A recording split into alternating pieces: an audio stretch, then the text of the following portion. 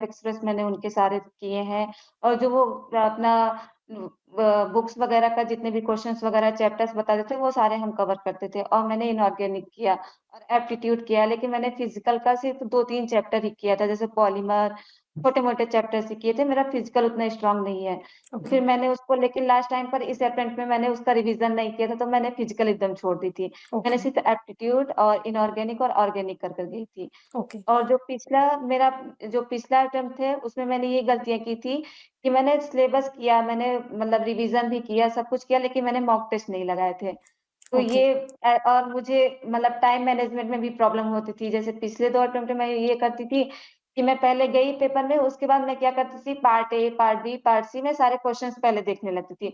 तो उसमें मेरा ये होता था कि टाइम वेस्ट होता था ऊपर और क्या कहते हैं, बहुत सारे क्वेश्चन्स मेरे दिमाग में आ जाते थे कि अच्छा ये इसका ऐसे करना है, ऐसे करना, तो मैं कन्फ्यूज़ हो जाती हूँ उस टाइम, उस चक्कर में मेरे क्या कहते हैं, पेपर छूट भी जाते थे और क्वेश्चन्स और कुछ ऐसा होता था कि मैं जल्दी-जल्दी में गलत कर देती थी। तो इस बार मैंने क्या किया था कि मैंने आईएफएस से ही टेस्ट सीरीज़ लिया हुआ था।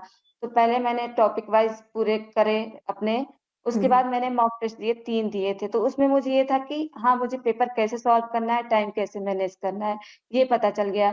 तो इस बार जब मैं गई हूँ, तो मैंने ऐसे सारे क्वेश्चन्स एक साथ नहीं देखे। मैं पहले पार्ट सी पे गई हूँ, मैंने सारे करेक्ट, एक-एक करके क्वेश्चन्स देखे, उसके बाद मुझे जो क्वेश्चन्स आ रहे थे, मैंने एकदम अपना मतलब पीसफुली सॉल्व किया, फिर पार्ट बी, फिर पार्ट ए। उसके बाद मुझे जो थोड़ा डाउट था, मैंने मार्क फॉर रिव्यू किया। फिर उसके बाद मैं दूसरे राउंड में मैंने फिर वो सारे क्वेश्चन्स वो सारे क्वेश्चन सॉल्व किए। तो वैसे मेरे इस बार थोड़ा टाइम मैनेजमेंट और वो सारी चीज़ें फिर मैनेज हो गई, तो फिर मेरे सही थे। हुँ।